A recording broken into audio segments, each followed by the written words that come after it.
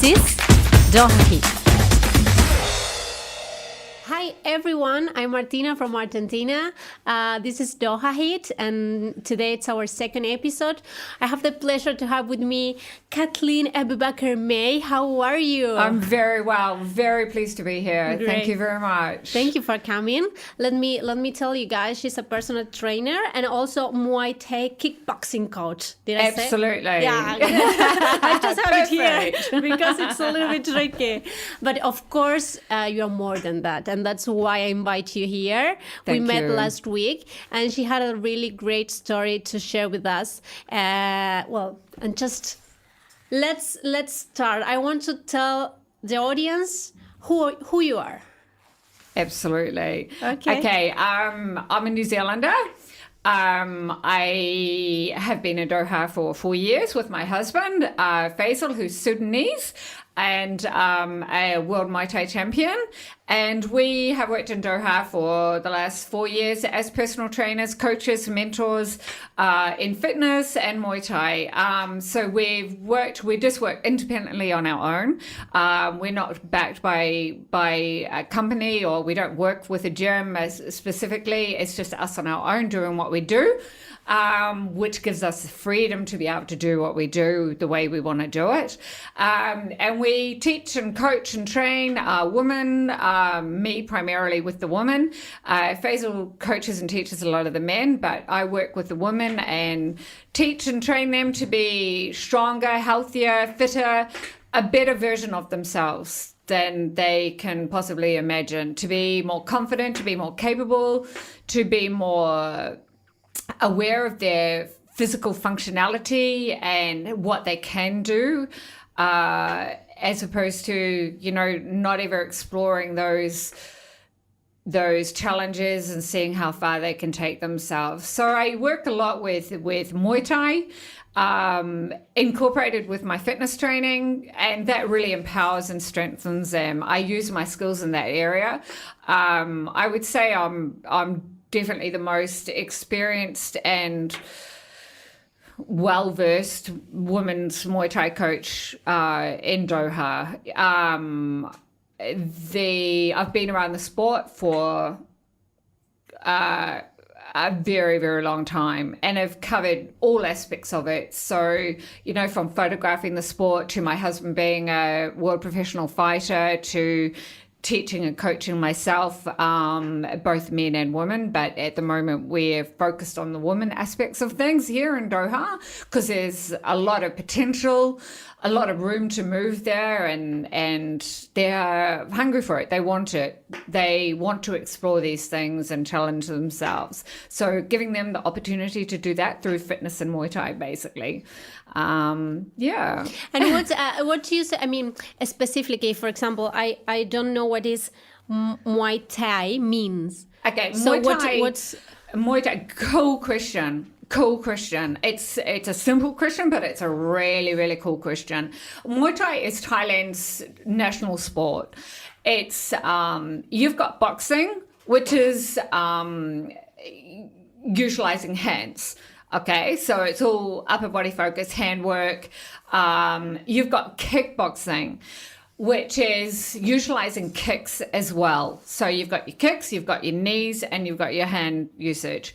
Limited usage of knees, and you can knee, but it's limited use. You can't continuously knee and things like that. No elbows. Muay Thai is you've got the boxing, so you've got the hands, you've got the kicks, you've got the knees, which can be continuously used, they're not held back, and you've got your elbows. Okay, so it's called the art of 8 weapons. Okay, so your 8 weapons, your physical 8 weapons that you can use in combat against your opponent, basically. So it's utilizing all of those areas. So in training, you're utilizing every aspect of your physical being without even thinking about it. You're just using it. Your legs are going, your arms are going, you're thinking and focusing on what you're doing and what's in front of you. The general conditioning and strength that you get from form training in Muay Thai is incredible. It's massive. And then, of course, you can take that to the next level and get stronger and fitter and take it to a competitive level, should you want to. You know, it doesn't have to be as hardcore as a professional fighter might be. You can do it for fitness, but what I do is not kick fit. It's not box fit. It's not the same routine every time that you go into a class at a mainstream gym. It's so much more than that. It's continuously evolving with that client and learning new aspects of it, getting them more involved, getting them better, getting them thinking about what they're doing a lot more. It's, you know, got heaps of room to move, and it's really varied and really exciting. You know, one day you might be focusing on technique and doing things a bit slower and focusing on learning new things and perfecting what you've been training with.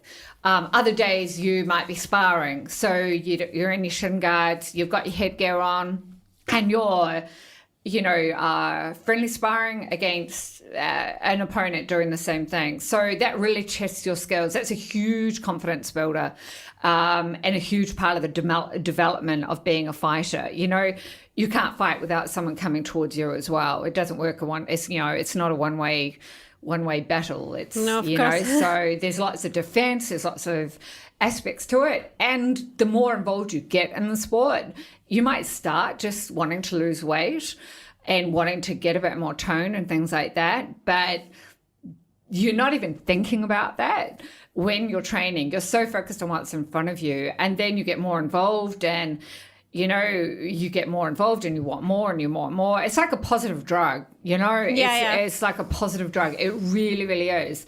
And, you know, no matter how hard or how challenging a workout is, you know, and how it might have brought you to your limits of your capability at that time, you know, you'll sit down, you'll have a sip of water from the bottle. 2 minutes later, you want to do it all again. Do it better this time, because you start thinking, I could have done that, and I could have done this, and I could have perfected that a little bit better, and I could have worked a little bit harder and pushed a little bit more. So that's a huge aspect of it as well. Honestly, you sit down, you recover, and you want to do it all again. You know, honestly, you can't wait to get back in there. Like they say in the ring, you know, once you fight in the ring, once you get in the ring and overcome that huge thing, you just can't wait to get back. You know, it's one of those sports, absolutely. Definitely. Wow. I want to experience that. It's really exciting.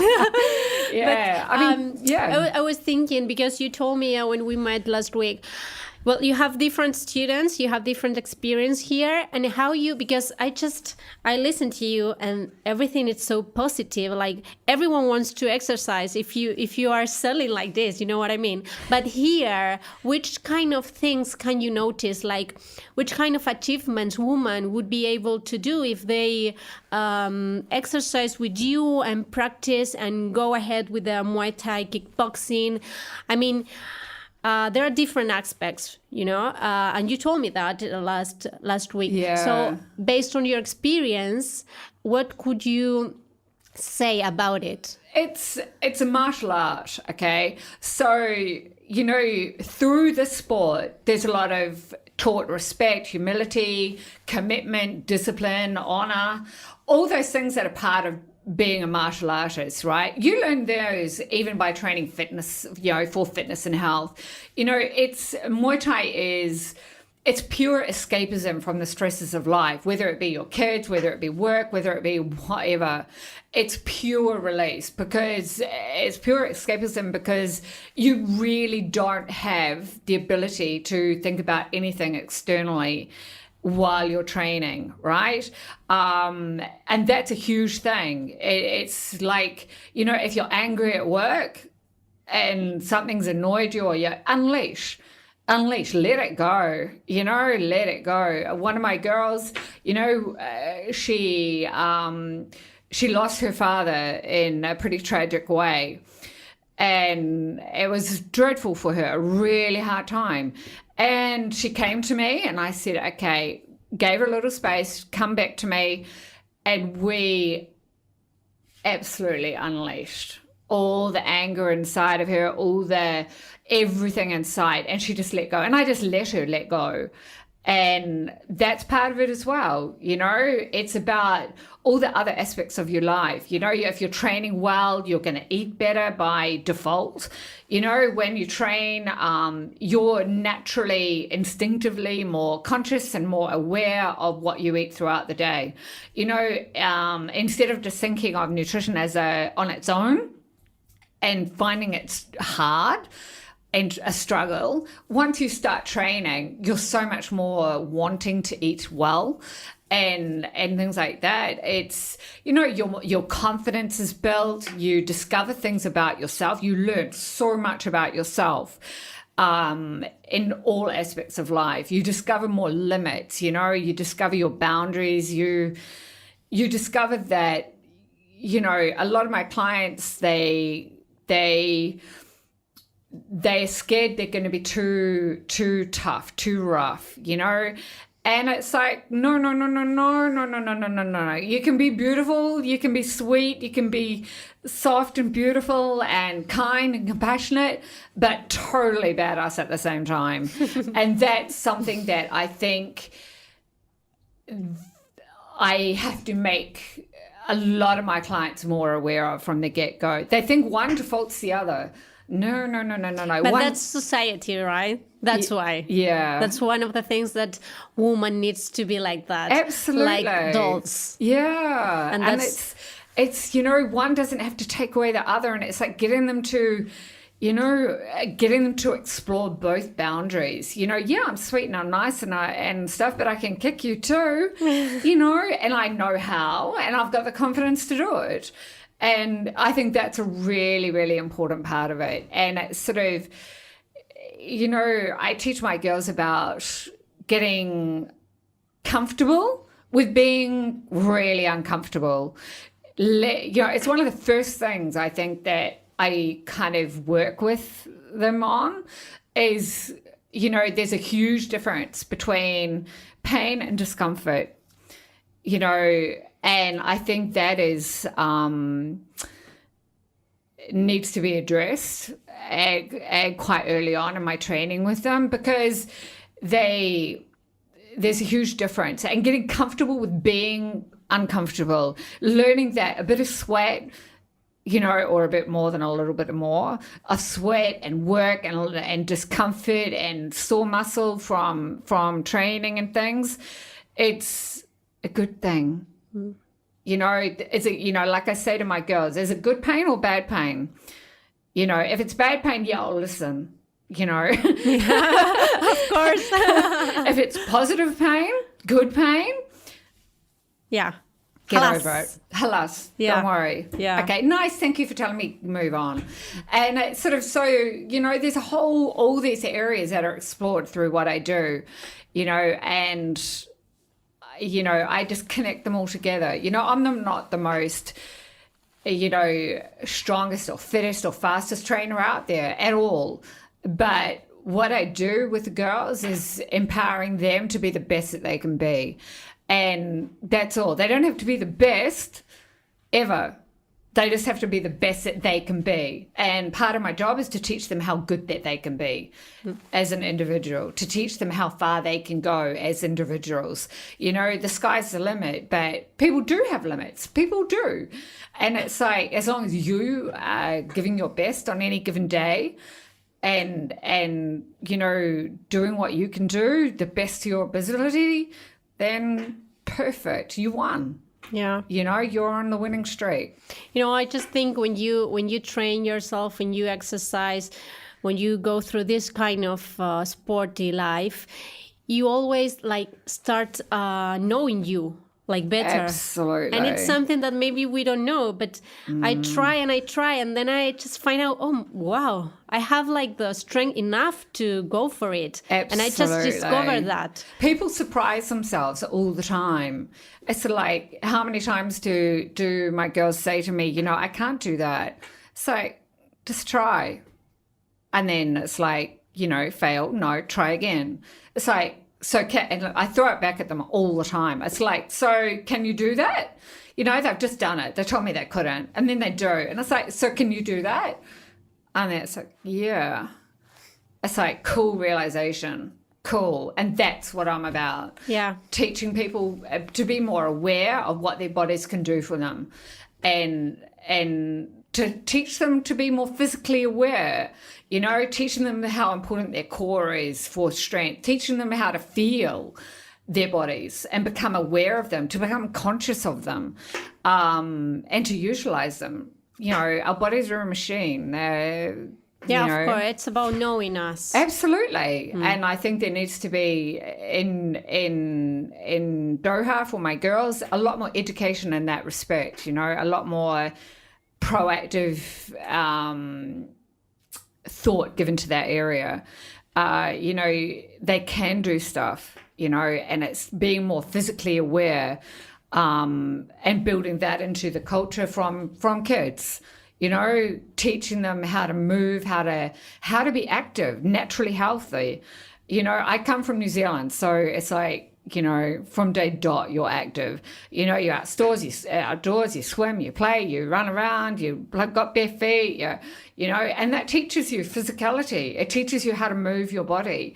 And it makes me, at the same time, sad and angry when I see people that literally they don't know how to use their body at all. They've got no awareness of it. And it's like, that's tragic. That's terrible. And it's like starting from scratch and teaching them how to move properly, is a huge thing as well. Yeah, our body is our home, right, for the rest of our life. Absolutely. So we need to know him a little bit. Absolutely, definitely. Definitely. It's a really great work what you are doing here. Thank you. With all the women. I really like, because I like the part of being, I can be sweet, but I can always kick you. Yeah. Because I know how to do it, and I'm absolutely, I can fight. That's a good slogan. It is, for us. It is, I want to put it on t-shirts. I want to make a range of t-shirts that's got this on it. It's in here. It's a very good idea, for sure. But Caitlin, I want to know what, because I know you have kind of a very good achievement in Sudan, so I want you to let us know a little bit about that federation that you love so much. Absolutely. I do. Completely passionate about it. As much as I am training and sport and health, my husband, if you don't know, he's Sudanese, and he's a world champion kickboxer. He left Sudan as a teenager, a young teenager, on his own to venture into the world, struggled through everything, and didn't have it easy, did it the hard way, but he made it. And he became a world champion fighter, and world titles and belts and stadium rankings. We last year, just over 12 months ago, about 13, 14 months ago, for the first time I've never been there, but Faisal hadn't been there since he left either. So you're talking 25 years ago. So we went back for the first time, and we, for a month, and it was incredibly intense, a massive, massive journey for both of us on so many levels. Him going back to the place of his home that he left, to his family, seeing everybody and the intensity, emotional levels of that. But we also wanted to give back to Sudan. And he's got like hero status over there.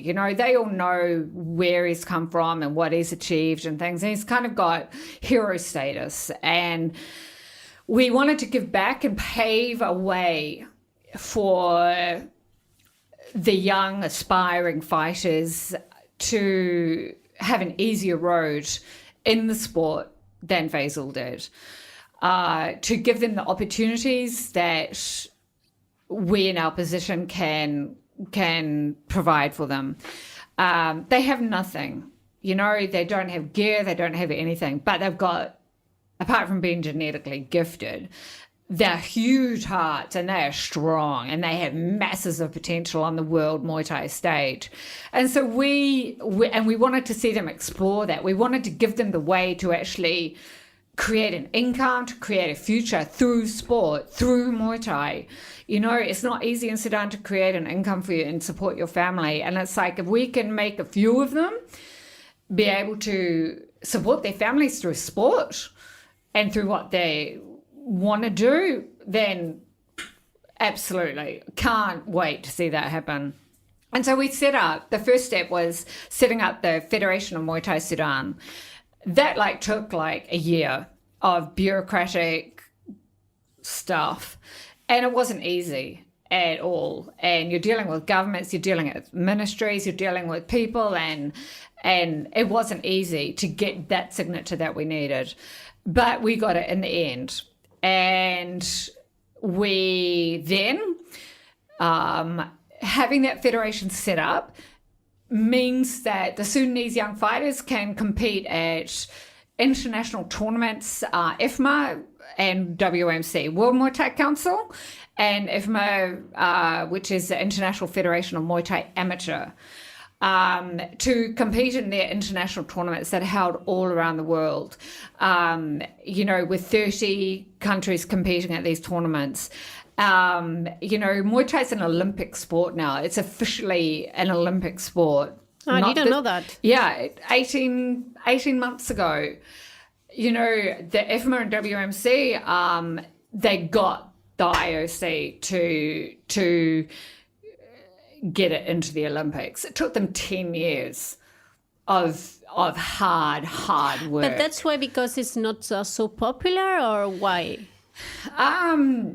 I think getting any sport into the Olympics would probably not be an easy feat, but to get a combative sport like that as well, you're up against it initially. And it took them 10 years, but they did it. They got it.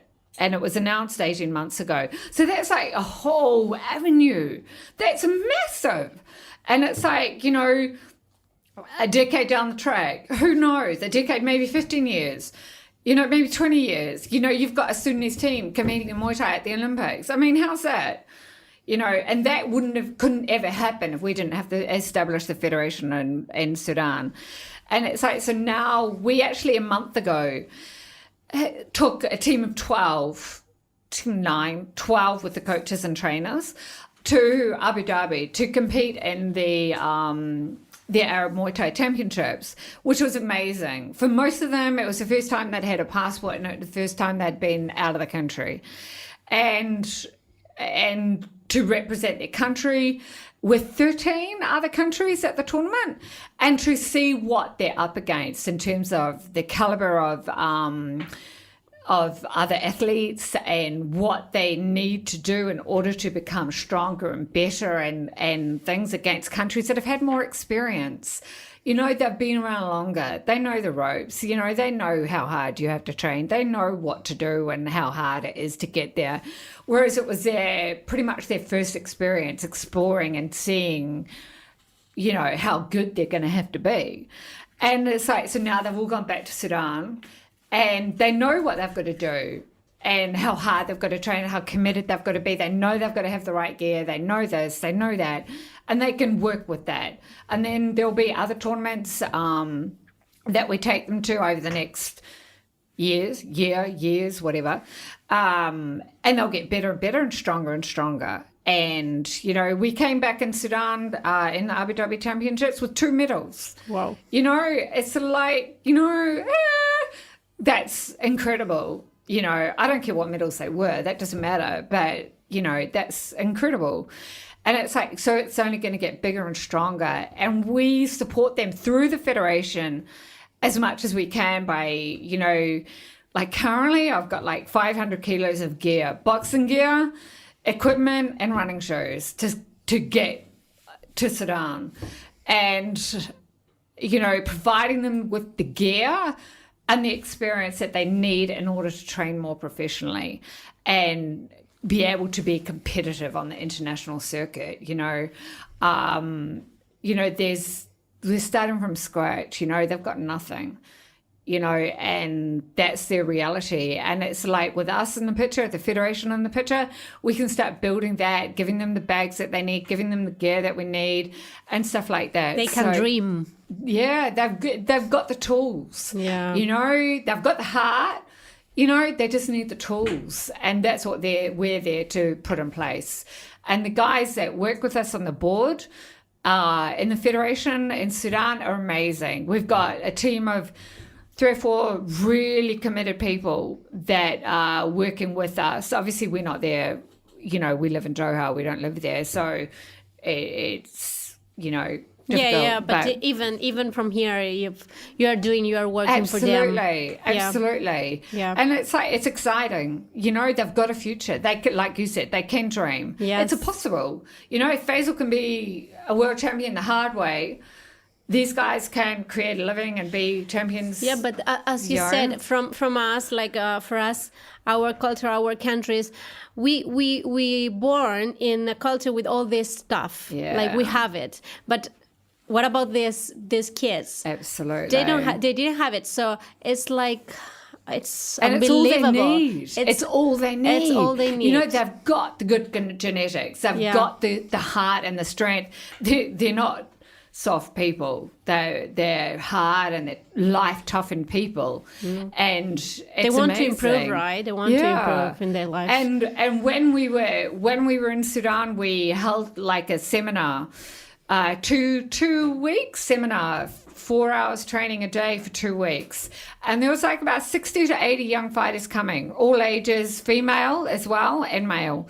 And, it was incredible. It was amazing to give them, Faisal to be able to give them what he knew, to pass it on, to leave his legacy with these people. He's done his work now.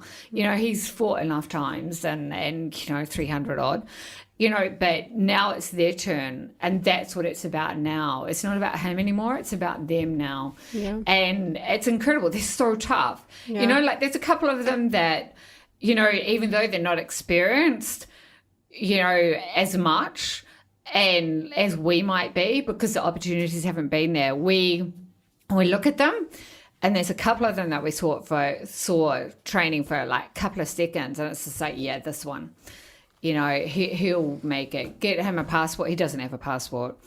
Get him a passport, which we're working through at the moment. Get him to a training camp in Thailand or Hong Kong, which I've been talking to people about and working on, and he can do the rest.